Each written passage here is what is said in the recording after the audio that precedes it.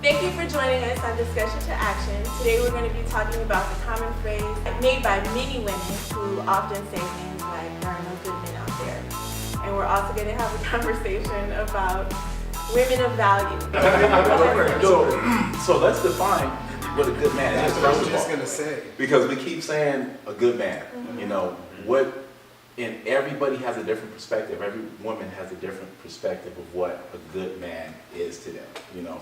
So what is the definition of a good man? Somebody that, you know, works, has a career, man of God, you know, work out, you know, knows how to treat a woman, opens the door, you know, for a woman. Now whose definition is this that you're This is actually my definition of, yeah. So these are the characteristics, you know, that I feel I possess, but, you know, and that's what I feel a good man is. Right. And when women say that there's not enough like good men out there, and like you said, they're attracting what they are. If you're hurt, you're gonna attract a hurt person. You're gonna attract some, and for me, like for you to have to, when you're looking for that good man, or you know, quote unquote, that good man, you have to be a good woman yourself. Exactly. If you're a broken, you know, woman or person or whatever, then you're gonna attract the brokenness. So you have to, before you say, is there any good men out there, you have to say, am I a good woman? You know, what are my qualities? What do I offer?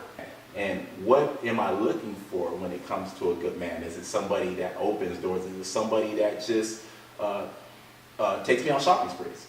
You know, I mean. Well, what you said about good man, good woman, good man, and defining that. Everyone, I can imagine a lot of women out there watching this, or men saying, well, I'm a good woman, I'm a good man. So it's like, how do you define that? All of this information is all well and good, but in all honesty, all of it is a moot point if we do not first have the ability to self-realize. If I cannot sit down and look in the mirror and be honest with myself about who I am, my positives and my negatives and my shortcomings, there's no relationship on the face of this earth that I can manifest good things within. It's not possible, because I can't expect to be honest with another person and expect another person to be honest with me if I can't be honest with myself. And the things that we use to keep hidden, and the things that we suppress within us, are usually the things that cause the most damage within the relationship. And because there is a fear of vulnerability and openness within a relationship and with ourselves, because with that relationship with ourselves and being open, that's the key. So when I open up to you, it's like, well, I already know and I'm okay with this about myself. So telling you really don't make no difference, because I'm really judge, jury, and executioner to me when it comes down to it. People don't have a heaven or hell to send you to, but because we give them so much power, their opinions and their views of us skew whether or not we're willing to share information. And that affects people's ability to open up. Dropping mic. Man. I just think when it comes up to finding good men or good women before you're married, I think the concept of dating and boyfriend and girlfriend have been so skewed that I personally feel if I'm not married to you, I have no obligation to you financially, because you're not my wife. Absolutely. So just as quick as you are to say, because I'm not your husband, that you're not going to do wifey things for me, I will totally understand that. But I feel it's so skewed because when you actually are building a relationship, the criteria that I hear most women look for in a man is nothing they naturally deserve or are obligated to. Absolutely. At all. It has nothing to do with actually finding a good man. It's actually finding somebody to take care of you. Right.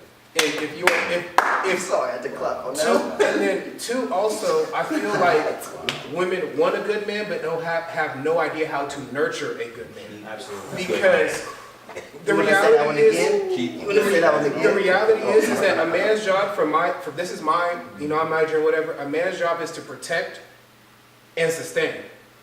A woman's job is to nurture and manifest.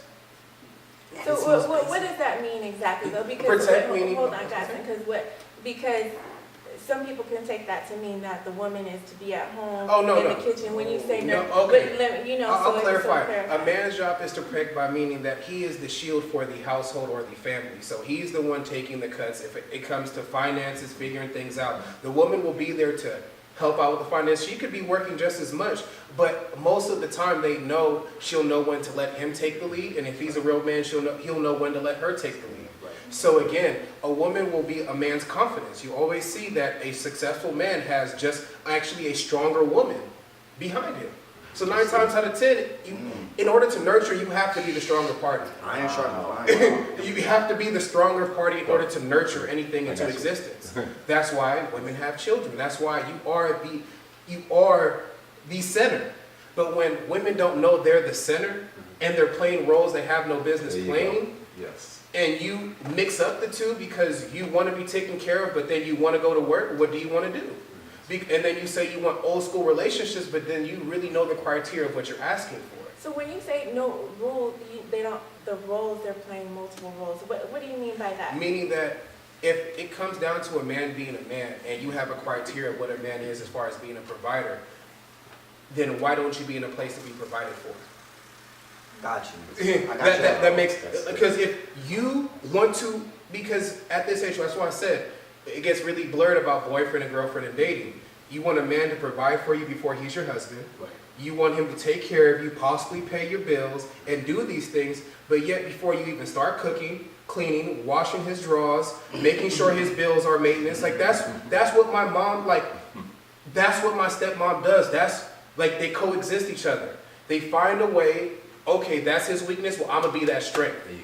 That's what I mean. That's the nurturing part. Like, okay, I see he's weak in that. Let me nurture this into existence. The man knows what he's weak at. So he's always going to excel at what he's strong at because we don't get the luxury of being emotional.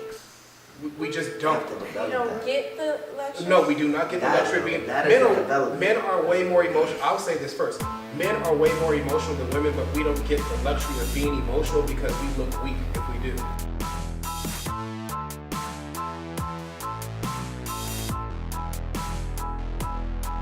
And for The you ladies watchers out there. Whenever you ever, Now, when I talk about a scenario, Black hey, Twitter will I'm gonna see look it. at the camera Yes, and say, and you know who you are.